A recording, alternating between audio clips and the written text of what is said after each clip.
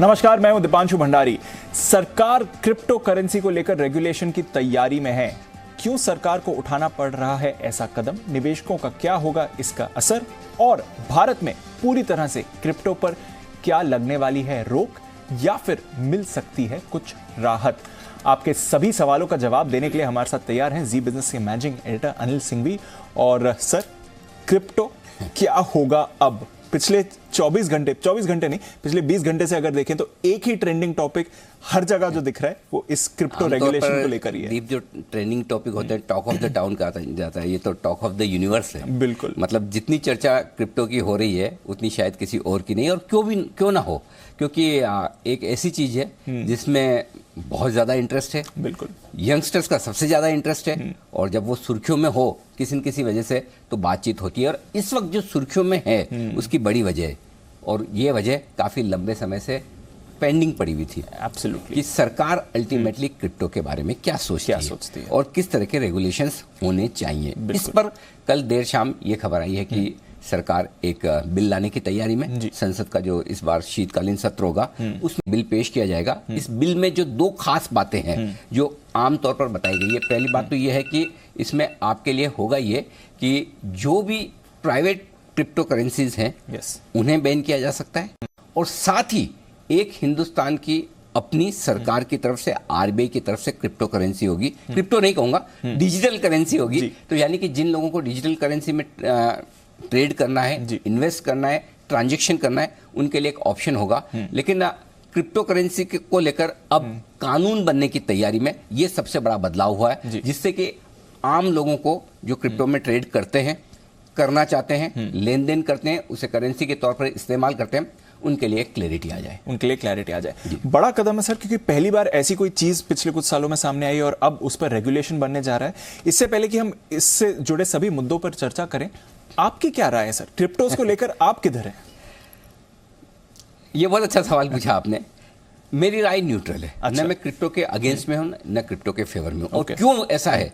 आमतौर पर मेरी राय कभी न्यूट्रल नहीं होती। मेरी राय किसी न किसी एक तरफ रहती है, और मैं बहुत खुलकर अपनी राय देता हूं। उसकी वजह ये है, मैंने अब तक 30 सालों में एक नियम सीखा है कि जो चीज समझ में आए उसमें निवेश किया जाए। जरूर। जो चीज समझ में ना आए तब तक निवेश नहीं किया जाए।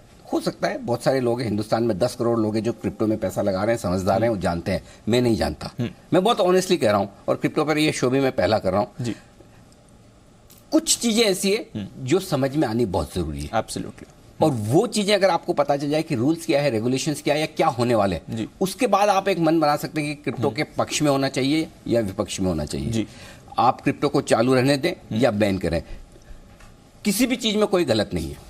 मैं फिर ये कहता हूं, अगर उसे सही तरीके से इस्तेमाल किया जाए, सही तरीके से ट्रेड इन्वेस्ट किया जाए, और सही तरीके से रेगुलेट किया जाए, ये तो फ्यूचर की चीज है, टेक्नोलॉजी है। और टेक्नोलॉजी के मामले में हमेशा एक जनरेशन पीछे, 2 जनरेशन पीछे, ये हमेशा समस्या रहती है कि बदलती हुई टेक्नोलॉजी के साथ हम नहीं बदलते हैं। वो शायद मेरे साथ, आपके साथ, या हमारे पूर्वजों के साथ हमेशा ये प्रॉब्लम रही है।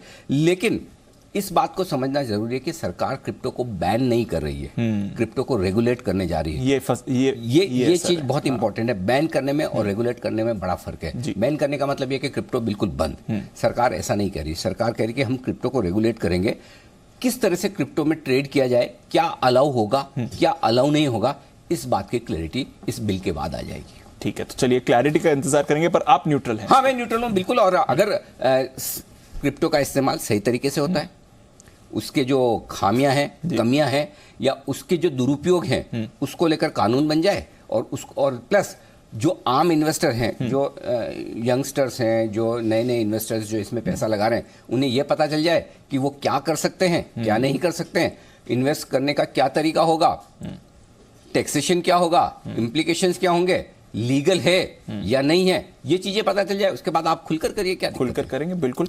तो ये जो सरकार हमारी एफर्ट ला रही है रेगुलेशन का, अगर ग्लोबली कंपेयर करें तो ग्लोबल पिक्चर क्या है इस समय क्रिप्टो को लेकर? देखिए, ग्लोबली क्रिप्टो को लेकर जैसा हमारे यहाँ उत्साह है, बाहर भी है। लेकिन एक चीज बता दूं, हमारे यहाँ उत्साह नहीं, अति उत्साह है।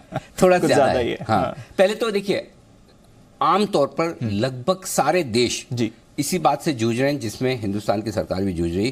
क्रिप्टो को लेकर रेगुलेशंस अमेरिका, यूरोप, कई बड़े देशों में है नहीं, और उनकी सरकारें इस पर काम कर रही है। कुछ कुछ सरकारें लेकर आई हैं रेगुलेशन, और कुछ सरकारें जो रेगुलेशन ना ला पाई, ना समझ पाई, उसने बैन ही कर दिया। तो इस लिहाज से अगर एक अच्छी चीज आप ये देखेंगे वो ये कि सरकार बैन करने के बजाय रेगुलेशन लाने की कोशिश करी, और अगर बैन करी तो सिर्फ प्राइवेट क्रिप्टो को, न कि सभी को। तो ये एक अच्छी चीज है। अब कहां कहां क्रिप्टो को कानूनी दर्जा है? सिर्फ 2-3 देश ऐसे हैं जहां कानूनी दर्जा है, जिसमें एल सल्वाडोर, क्यूबा, यूक्रेन जैसे देश हैं। उसमें से एकमात्र देश दुनिया में जिसका अभी पिछले हफ्ते की बात है, एल सल्वाडोर, जिसने इसे लीगल टेंडर के तौर पर माना है। बिल्कुल। इंटरनेशनल मॉनेटरी फंड ने भी, जब इन्होंने एल सल्वाडोर ने माना कि ये लीगल करेंसी होगी, तो उन्होंने आपत्ति जताई कि अभी आप इसे लीगल करेंसी का दर्जा मत दीजिए। ये ग्लोबल पिक्चर है। लेकिन कई देश ऐसे हैं, जिसमें कई बड़े देश भी हैं, जिन्होंने क्रिप्टो पर पूरी तरह से बैन कर रखा है। उसमें से सबसे बड़ा देश चीन है।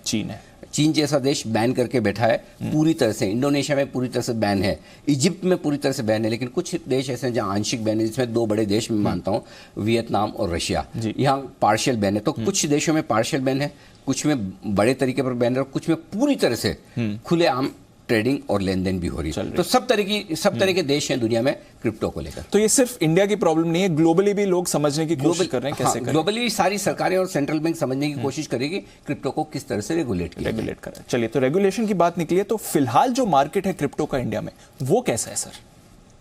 मतलब हम कई बार वो कहते हैं कि हिंदुस्तान हर मामलों में आगे है, और इस बार क्रिप्टो के मामले में हिंदुस्तान सबसे आगे, ज्यादा ही आगे। 10 करोड़ इन्वेस्टर्स हमारे हैं हिंदुस्तान में। 10 करोड़ इन्वेस्टर्स ही कहेंगे, जिन्होंने खरीद रखा है। ट्रेडर्स, इन्वेस्टर्स, यूज तो क्या करेंगे? हमारे यहाँ लीगल ट्रांजेक्शन में तो काम आती नहीं है, तो क्रिप्टो नेचुरली इन्वेस्टर्स या ट्रेडर्स ही हुए। तो 10 करोड़ हैं। और मजे की बात दीप ये कि दुनिया में सबसे ज्यादा क्रिप्टो इन्वेस्टर्स हमारे यहाँ। और इसलिए शायद सरकार को यह भी समझ में आया कि जल्दी से कानून लाने की जरूरत है, जल्दी से रेगुलेट करने की जरूरत है। हमारी जनसंख्या के 7% लोग क्रिप्टो ऑन करते हैं। ये अपने आप में बहुत बड़ा नंबर है। हाँ, परसेंटेज के लिहाज से आप दूसरे देशों के कंपेयर करेंगे तो हो सकता है हमारे यहाँ लोग परसेंटेज में कम हो, लेकिन सबसे ज्यादा हमारे यहाँ है। अब 2-3 डेटा बेहद इंटरेस्टिंग है। एवरेज एज क्रिप्टो ऑन करने वाले की मालूम है क्या है? क्या है सर? 24 साल। इसका मतलब ये है कि 15, 16, 17, 18 साल से बच्चे क्रिप्टो में इन्वेस्ट कर रहे हैं। और कुछ मेरी एज के भी होंगे, तो 50 वाले भी होंगे, तो तब जाके ऑन एन एवरेज आपकी एज 24 साल आ रही है। इसका मतलब ये कि ये पूरी तरह से मिलेनियल्स, न्यू जनरेशन, यंगस्टर्स, उनके अट्रैक्शन की चीज है। बिल्कुल, उनके अट्रैक्शन का इन्वेस्टमेंट है। दूसरी बात एक और, आमतौर पर ये टेक्नोलॉजी वाली करेंसी है, ब्लॉकचेन टेक्नोलॉजी है, ब्लॉकचेन टेक्नोलॉजी है। करेंसी टेक्नोलॉजी के मामले में हम ये समझते हैं कि मेट्रो सिटीज के लोग ज्यादा समझदार हैं, ज्यादा टेक्नोलॉजी से सबसे पहले समझते हैं। क्या है? टियर 2 और टियर 3 सिटीज में 60% क्रिप्टो ओनर्स वहां रहते हैं, मेट्रो सिटीज के बाहर। बड़े शहरों से ज्यादा इन्वेस्टर्स, बड़े शहरों से ज्यादा छोटे शहरों में। एक और आंख खोलने वाला आंकड़ा है जी, 65% लोग ऐसे हैं जी, ये 10 करोड़ में से 6.5 करोड़ लोग, जिनका पहला इन्वेस्टमेंट क्रिप्टो करेंसी है। उन्होंने बैंक की एफडी में पैसा नहीं लगाया, उन्होंने कोई म्यूचुअल फंड नहीं खरीदा है, कोई डेट फंड में पैसा नहीं लगाया, कोई गोल्ड नहीं खरीदा है, कोई प्रॉपर्टी नहीं खरीदी, क्रिप्टो खरीदी है। तो ये आंखें खोल देने वाली चीज है। दूसरा, 100-150 साल का इतिहास है स्टॉक मार्केट का, डेट मार्केट का, बैंकों का लंबा इतिहास है। 2 एक्सचेंज है, लेकिन क्रिप्टो के 16 एक्सचेंज है। 16 एक्सचेंज है क्रिप्टो के हिंदुस्तान में, जिन पर एक्टिवली ट्रेडिंग होती है। और दुनिया भर में, और जो कि हमारे यहाँ भी है, 10,000 से ज्यादा क्रिप्टो अवेलेबल है। और इतने स्टॉक मार्केट में लिस्टेड नहीं है। उससे ज्यादा क्रिप्टोज ही है। इससे ज्यादा क्रिप्टो, ये इस लेवल तक हिंदुस्तान में क्रिप्टो पॉपुलर है जी। मैं इसे पॉपुलर शब्द कहूंगा, इतना पॉपुलर है। और इसलिए इसको देखने, समझने और जानने की जरूरत है। बिल्कुल, आपने ये इंटरेस्टिंग बात करी, एक तो पॉपुलेशन को लेकर, एक्सचेंजेस को लेकर, जो हम निवेश करते हैं क्रिप्टोज में वो भी कैसे होता है, क्योंकि एक्सचेंज है तो फिर ट्रांजैक्शन कैसे होता है, थोड़ा इसके बारे में भी समझें। बिल्कुल, एक आंकड़ा और दूंगा दीप, हमारे यहाँ 10 करोड़ है। नंबर 2 वर्ल्ड में जो देश है जी क्रिप्टो ओनर्स के मामले में, वो अमेरिका है, सिर्फ 3.25 करोड़। तो नंबर 1 और नंबर 2 के बीच का फासला देखिए, कहाँ 10 करोड़, कहाँ 3 करोड़ भी नहीं। इससे आपको पता चलेगा। हमारे यहाँ 16 एक्सचेंज है, दुनिया भर में 308 एक्सचेंज है, 10,000 से ज्यादा लिस्टेड है। ज्यादातर एक्सचेंजेस जिन पे ट्रेड्स होते हैं वॉल्यूम्स के लिहाज से बाहर के हैं, जहां हिंदुस्तान के इन्वेस्टर्स भी ट्रेड करते हैं, लेकिन हिंदुस्तान के भी कई सारे अब एक्सचेंजेस ऐसे हो गए जो टॉप ट्रेडेड एक्सचेंजेस में आ रहे हैं। तो जबरदस्त ट्रेड वहां पर होता है। अब जो ट्रेड होता है क्रिप्टो में, वहां पर एक छोटा सा चार्जेस के लिहाज से एक चीज है जो समझनी चाहिए। हर एक एक्सचेंजेस पर अलग अलग चार्जेस हैं, फिक्स नहीं है। आधा से 1% तक की फीस होती है। बैंक से उस क्रिप्टो वॉलेट में आप पैसा लेते हैं, देते हैं, ट्रांसफर करते हैं तो उसकी फीस लगती है, एएमसी चार्जेस लगते हैं, पैसा निकालने के लिए अलग से फीस लगती है। तो आमतौर पर क्रिप्टो में ट्रेड करने के चार्जेस और कॉस्ट्स बाय और सेल के वो काफी ज्यादा है, मतलब जो हम रेगुलर ट्रेडिंग करते हैं उससे तो बहुत ज्यादा है, बहुत ज्यादा, और नंबर्स भी बहुत ज्यादा है यहाँ पर। चलिए सर, ये तो थोड़ा समझ गए हम क्रिप्टो बाजार कैसे है, भारत में क्या स्थिति है। अब आती है सबसे बड़ी बात, ये जो लीगल स्टेटस की बात करिए, अगर लीगल व्यू पॉइंट से देखें तो इस समय क्रिप्टो पर क्या नजरिया है? हमेशा कंफ्यूजन रहा है जी, एक्सेप्ट 2020 में जब सुप्रीम कोर्ट ने कहा कि आरबीआई ने जो क्रिप्टो को हिंदुस्तान में बैन किया हुआ है वो बैन हटा दिया जाए। उसके बाद से लोगों को वो अथॉरिटी मिल गई, वो चाहे तो क्रिप्टो खरीद बेच सकते हैं और बैंक्स उसे रोक नहीं सकते।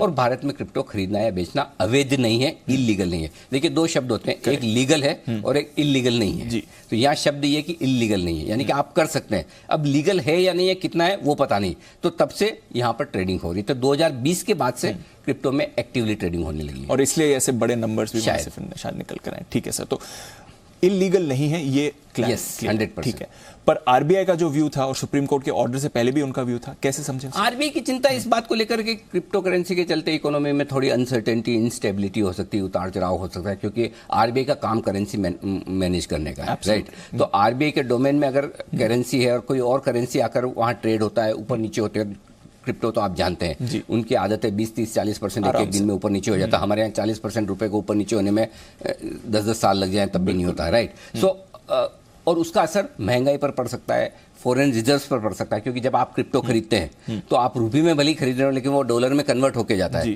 तो अल्टीमेटली आप डॉलर्स बाहर भेज रहे हैं, बेच रहे हैं तो डॉलर्स वापस अंदर आ रहे हैं, तो फॉरेक्स मार्केट उससे इंपैक्ट होता है। और इसीलिए आरबीआई जल्दी से जल्दी एक डिजिटल करेंसी लाने के मूड में है, जो इस बिल में आगे आपको पता चलेगा। तो कहीं ना कहीं वहां पर भी एक्शन चल रहा है। सरकार का क्या नजरिया है सर? देखिए, सरकार क्यों बिल लाना चाहती है, उसके पीछे एक बड़ी वजह तो सबसे ज्यादा कि जिस लेवल से क्रिप्टो पॉपुलर हो रहा है और जिस तेजी से इन्वेस्टर्स बढ़ रहे हैं, उसको देखते हुए क्लियर कट नियमों की बहुत सख्त जरूरत है। और नियमों की जरूरत इसलिए कि अब तक पैसा बन रहा है, अच्छी बात है, सबका बना है। आमतौर पर कभी कभार कोई बहुत तेजी से गिर जाए और लोगों को लगता है कि अब बेच के निकल जाएं, या वो एक अलग बात है। अदरवाइज आमतौर पर क्रिप्टो इन्वेस्टर्स ने पैसा बनाया है जी, आमतौर पर, और वो अच्छी बात है। लेकिन ये पैसा बनते रहे या फिर इस पैसे की सेफ्टी रहे। सेफ्टी किस लिहाज से? आपका क्रिप्टो पर खरीदने या बेचने का कॉल गलत हो सकता है, लेकिन क्रिप्टो ही डूब जाए ये नहीं होना चाहिए। तो उस लिहाज से इन्वेस्टर्स की सिक्योरिटी, या कोई आपका एक्सचेंज ही ना डूब जाए, उस लिहाज से सरकार कानून लाना चाहती है। तो सरकार की पहली चिंता ये। दूसरा ये कि क्रिप्टो को लेकर कई सारे ऐसे एडवर्टाइजमेंट आते हैं कि ये हो जाएगा, वो हो जाएगा, आप रातों रात करोड़पति बन जाएंगे, ये हो जाएंगे।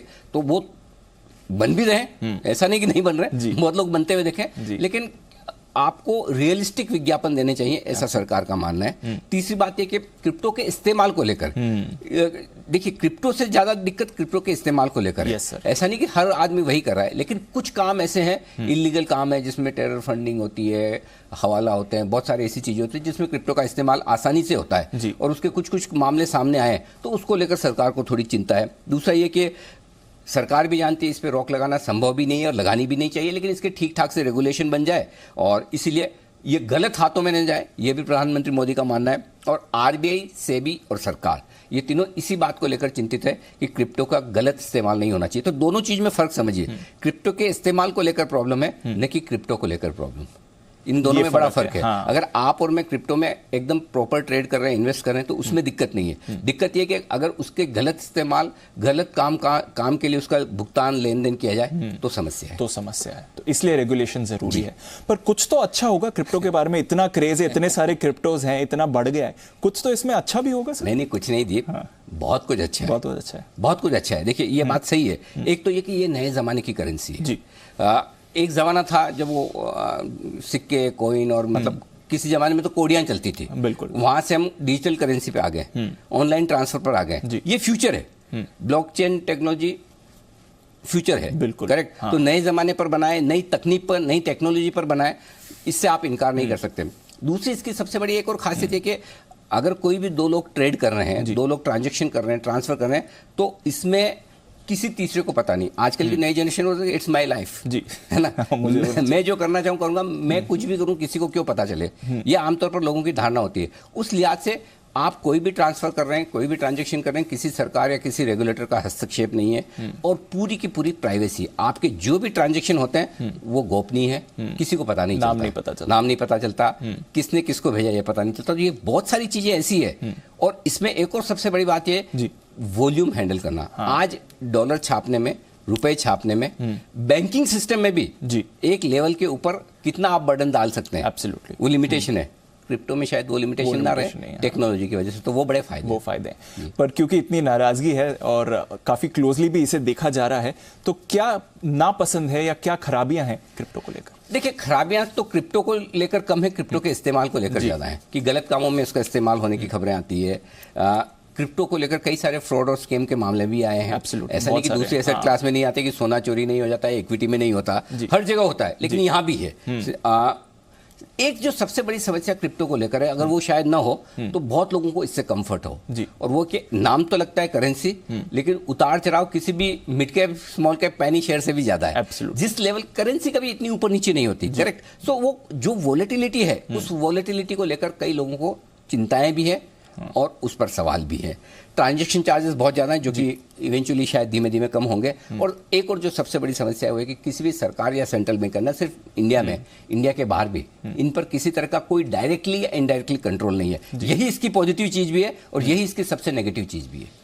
रेगुलेशन नहीं है, रेगुलेशन, और यही सरकार लाने की कोशिश करेगी। तो चलिए सर, सरकार ने तो अपनी इंटेंट बता दी है कि रेगुलेशन हम लाना चाह रहे हैं, पर कल शाम से जो ये एक ट्रेंड हो रही है, काफी सारी चीजें हैं, काफी सारे सवाल ऐसे उठते हैं जहां हमें थोड़ी क्लैरिटी, थोड़ी सफाई चाहिए।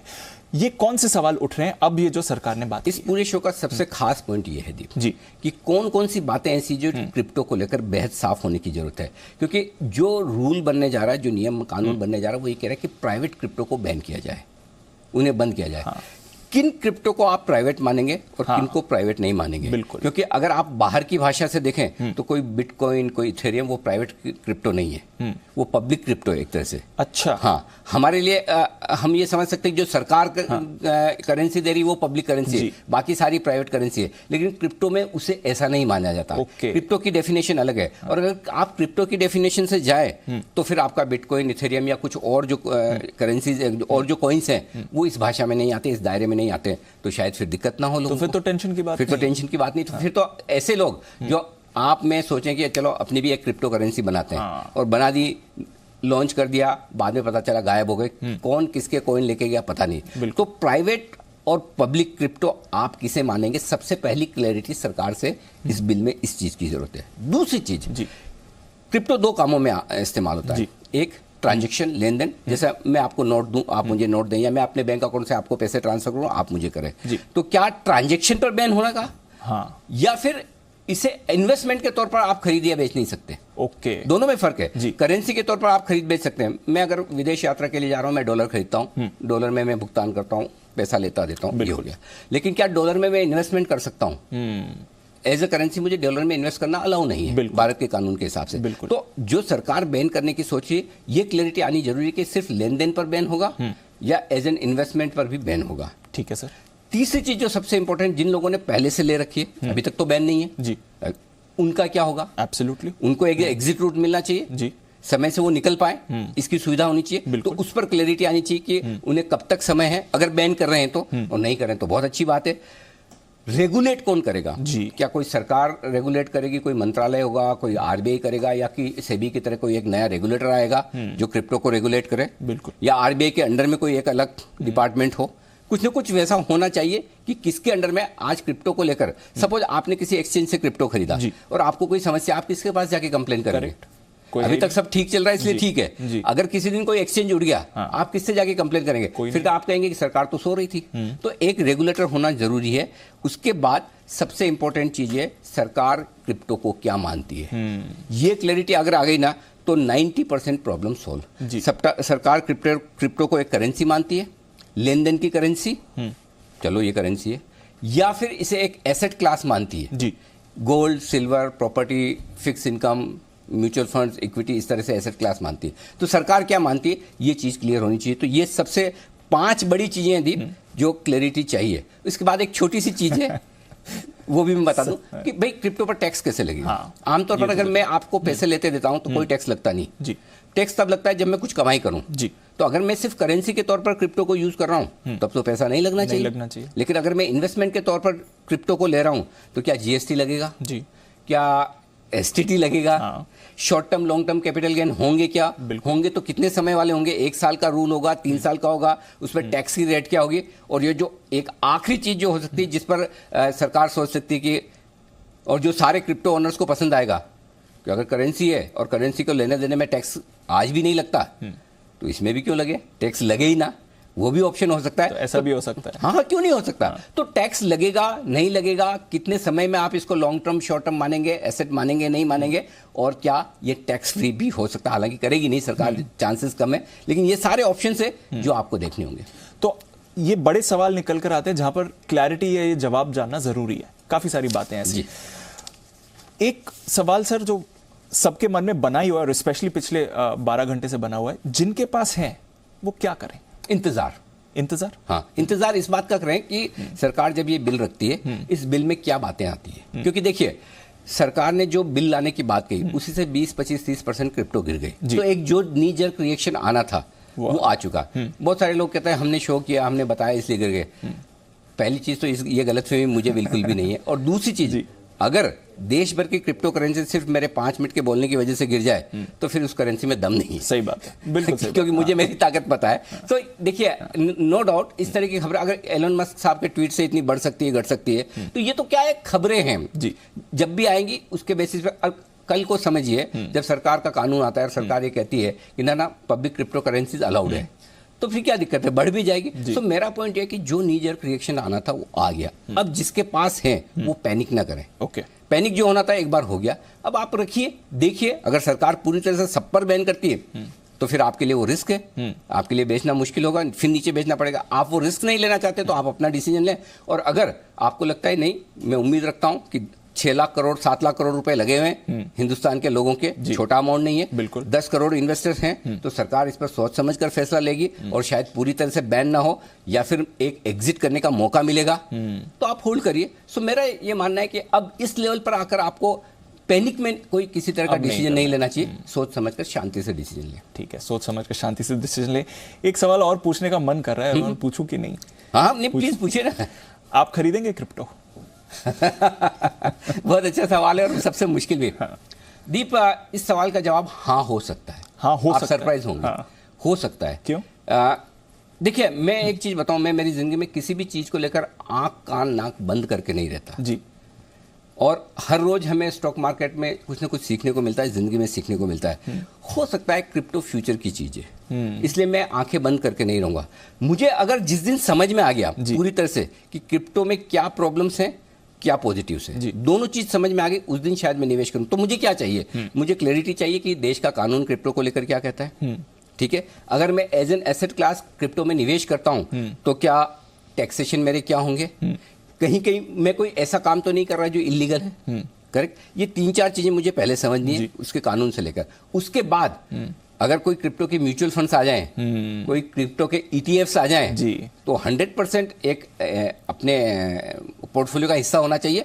आप भले 1% रखें, 2% रखें, 5% रखें, और कुछ लोग 100% रखते हैं, वो आपकी अपनी अपनी रिस्क पर है। सिंपल बात यह है कि आपको अपनी रिस्क पता होनी चाहिए जब आप क्रिप्टो में पैसा लगा रहे हैं। और रिस्क इस वक्त ये है कि आपके 1 के 1000 गुना हो सकते हैं और 1 का 0 हो सकता है। अगर आप वो सोच समझ कर लगा रहे हैं कि भाई मेरा 0 हो गया, मुझे कोई तकलीफ नहीं, तब तो ठीक है। लेकिन अगर आप सिर्फ ये सोचकर पैसा लगाते हैं कि नहीं ये कभी नीचे जाएगा नहीं, पैसा बनाएगा ही बनाएगा, तब समस्या है। सो इसलिए अगर आपका सवाल ये है कि मैं लगाऊंगा या नहीं, तो अगर जिस दिन मुझे क्रिप्टो को लेकर रूल सारे क्लियर हुए, समझ में आए, क्लैरिटी है और एसेट क्लास के तौर पर प्रोफेशनल लोग इसे मैनेज करेंगे, जैसा कि मेरे ख्याल से अमेरिका में एक फंड लॉन्च हुआ है, ETF, JP मॉर्गन का। एग्जैक्टली। सो अगर इस तरह के कोई ETFs, कोई इस तरह के प्रोडक्ट आए जो प्रोफेशनल फंड मैनेजर चलाएं, तो क्यों नहीं लगाना चाहिए? पैसा कमाना किसे अच्छा नहीं लगता। और आज मैं कह सकता हूं कि जितने मिलेनियल्स और जितने यंगस्टर्स इस बात को लेकर दुखी हो रहे हैं कि ये खबरें आई है और बड़े परेशान हो रहे हैं, मैं उनका दुख समझ सकता हूं, दर्द समझ सकता हूं, क्योंकि उन्होंने पैसा लगाया और उन्हें नुकसान हो रहा है।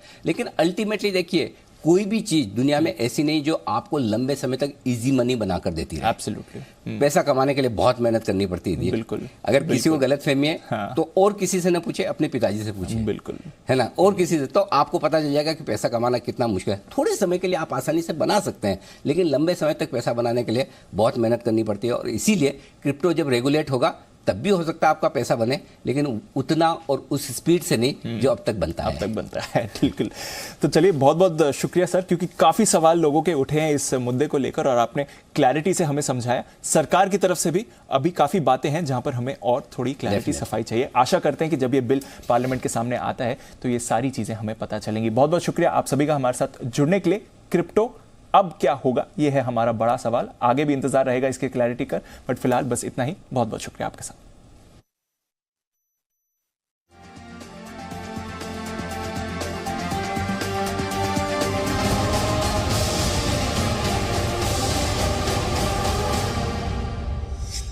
Presenting B News app, available on Google Play and App Store. Download it now.